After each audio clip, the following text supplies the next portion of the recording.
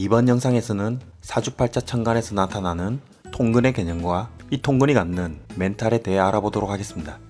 만약 천간 4글자 중 근이 있을 경우와 근이 없을 경우에 가장 큰 차이는 뭘까?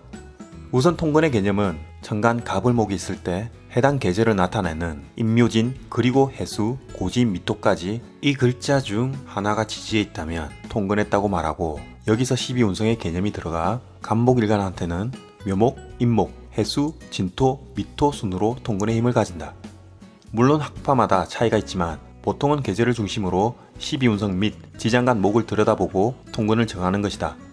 비식재관인의 십성인, 육신 중심으로 보자면 천간에 있는 글자가 지지 통근을 하지 않는 경우 흔히 뜬구름을 잡는다는 표현을 하고 의지만 있을 뿐 실행에 옮기지는 못하는 것이다.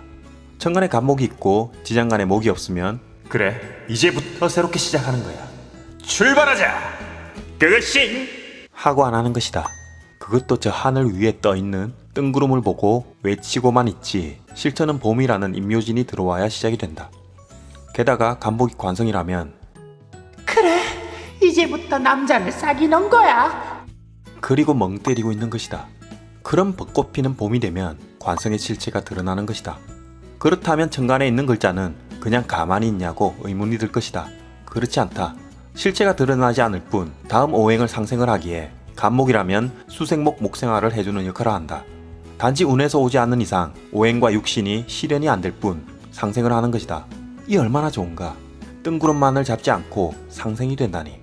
갑목이 있을 때 병화가 원국에 있거나 운에서 오면 목생화를 한다는 것이고, 이는 곧 외연이 확장됨을 말하고, 개수로 준비한 갑목이라면 병화가 들어오면 이제 실천할 때가 왔다는 의미이다. 개수가 없었다면 그냥 부딪혀 보는 것이다. 그리고 통근이 되고 이 계절을 만나 통근이 잘 된다면 해당 육신이 주체성이 생기고 사회에 나가 경쟁력을 키운다는 의미이니, 만약 일간이 근이 없는데 운에서 근이 들어오면 스스로 사회에 나가 주체성을 키우게 되니 이를 두고 독립하는 운이라고 한다. 갑인인 대한민국이 1945년 을유년 일본 을목이 힘을 못 쓸 때 드디어 독립이 되었던 것처럼 동방의 나라 대한민국은 갑인 자체로 주체성이 있었던 것이다. 참고로 빨리빨리 문화는 이 갑인의 엄청난 목생화에서 나온다. 그리고 근이 있는 육신도 극하는 육신이 없으면 아집만 생기기 때문에 극하는 육신이 있어야 진정한 업그레이더가 되어 사회에 쓰임이 있다. 즉 갑인이라는 간지가 있으면 극하는 경금이 있을 때 이 갑인은 업그레이드 되는 것이다. 원국이 없으면 운에서 경금이 날라오면 업그레이드 될 준비를 하고 있으면 된다. 만약 기툴간에 갑인이라는 정관이 있는데 경금이 없다고 치면 월급이 이게 뭐야? 누구 입에 바르냐? 장난쳐? 하고 있는데 경금이 날라오면 어머 여보, 월급 올랐어? 오늘 으셔으셔대? 꺼져! 이렇게 되는 것이 상생상극의 원리다. 나뭇가지를 가지치게 해주면 더욱 새싹이 돋아나는 원리이다. 극하는 오행이 왔다고 월급이 오른다고 좋고 취직안이 좋다는 것은 하나의 예를 든 단식 판단이며 더 좋은 남편의 업그레이드를 위해 헤어지는 경우도 있다. 상관, 경관도 상생상극이다. 그래서 원국 재성이 있어 상관 생재한 다음 재생관 하는 것이 무탈하게 흘러간다는 상생의 법칙. 각 육신별로 천간의 통근이 안 된 상태에서 대운으로 해당 육신의 근이 오면 어떻게 되는지 살펴보자. 천간에 식상이 있는데 대운에서 식상에 근이 들어오면 환경적으로나 현실적으로 왕성한 활동이 시작되고 재능과 능력을 키워나가야만 살아남는다고 생각하고 즉각 실천에 옮기게 된다. 재성에 근이 없는데 대운에서 근이 들어오면 경제활동이 강화되고 꾸준히 돈벌이를 하는 경제활동에 참여하게 되거나 지금까지 불안정한 경제활동에서 안정적인 자산을 꾸려 나가려고 하는 것이다. 관성에 근이 없는데 대운에서 근이 들어오면 조직 생활이 시작되거나 직장생활 및 조직의 개편, 조직에 소속되거나 단체 활동이 시작되는 것이다. 인성에 근이 없는데 대운에서 인성 근이 들어오면 지식을 기반으로 한 경쟁력을 갖추게 되고, 이는 학문이나 지식뿐 아니라 문서나 계약이 체결될 수도 있다. 이는 모두 대운이 시작되면 준비하는 과정에 불과하고 실제 사건은 대운과 동일한 지지 세운이 와야 이루어진다. 이렇듯 대운이 오기 전까지는 일반적인 멘탈에 불과하며 여기서 합과되거나 하면 멘붕이 오는 것이다. 만약 정화일간이 무근인 임수가 있는데 또 임수가 날라오면 합거가 되어 내 정관이 교체되는 효과가 나타나는 것이다. 직장이동, 남편 이주, 이사 등 나를 보호하는 보호막이 바뀌게 되는 사건이 일어나는 것이다. 자세히 보려면 지지에서 일어나는 합청흉파의 운동성을 들여다봐야 자신이 원해서 바뀌는지 원하지 않는데 저절로 바뀌는지 알 수가 있다. 천간에 홀로 있는 우리의 불쌍한 육신을 보면 평생 걱정하거나 고민하게 되는 살얼음 멘탈 효과가 나타난다.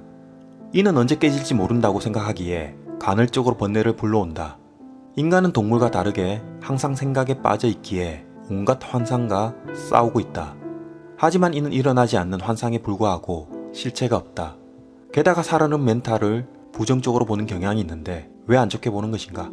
일간이 근이 없다고 해서 신강하지 못해서 주체성이 없다는 말은 고서에서나 담당했지, 현 사회에는 이미 발전되었기에 꼭 신강하지 않아도 살얼음 멘탈 속에서 잘 살아가는 분들이 많다. 예를 들면 정관격이 회사나 국가에서 월급을 잘 받게 될 거라고 하는 환경으로 태어났는데 일간에 근이 있으면 스스로 박차고 나올 수 있다.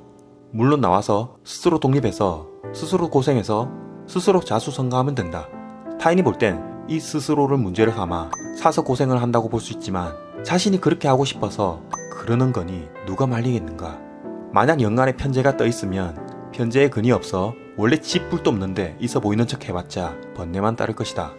이 편제는 식신이 오면 식신생제를 잘하고 편관이 오면 재생사를 잘하는 육신인데도 번뇌가 일어나는 것이다. 왜냐? 타인보다 없다고 생각하니까. 많이 가지고 있는 타인을 보면 크게 부러우니까.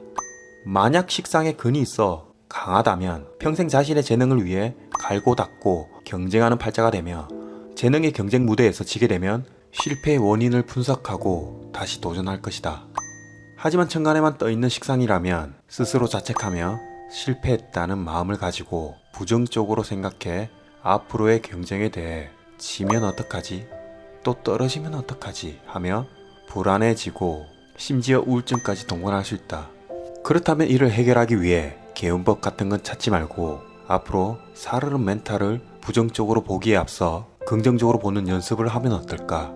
어차피 세상은 경쟁에서 우위를 차지하는 사람이 있으면 실패의 고배를 맞이하는 사람도 있어야 되지 않던가? 실패는 과정에 불과하며 자신의 능력을 탓하여 스스로 괴롭히기보다는 그냥 받아들이고 다시 일어나면 된다. 살얼음 멘탈이라는 것이 또 언제 깨질지 몰라 스스로 회피하려고 하고 더욱 강한 척을 하게 될 때 자신을 괴롭히게 되는 것이다. 스스로 괴롭히며 이 분노를 타인이나 환경에 돌리게 된다. 강하지 않으면 어떠한가? 꼭 강해야 살아남는 것이 아니다. 실패라는 하나의 과정과 결과로 받아들인다면 트라우마로 남는 것이 아닌 해당 육신의 근이 되는 다음 계절에서 잘 써먹을 수 있을 것이다. 누구나 살면서 억울한 일도 겪어보게 되고 때로는 노력을 쎄빠지게 했으나 뜻대로 되지 않는 경우가 발생한다. 당연히 뜻대로만 되지 않는 것이 인생이다. 아직도 마음 먹은 대로 된다고 생각하는가? 그럼 옆에 있는 남편을 지그시 바라보라. 뜻대로 됐는지. 그래도 자신의 팔자 천간에만 떠있는 육신이기에 고민하고 걱정하는 본인을 보면서 아, 너무 외롭다. 혼자 있어. 너무 외롭다. 외로움에 파묻혀 인묘되는 것처럼 외롭다. 누가 나의 끝없는 외로움을 달래주나. 여보밤죠! 꺼져 이 개새끼야. 아이 개신사. 내 외로움의 끝은 어디까지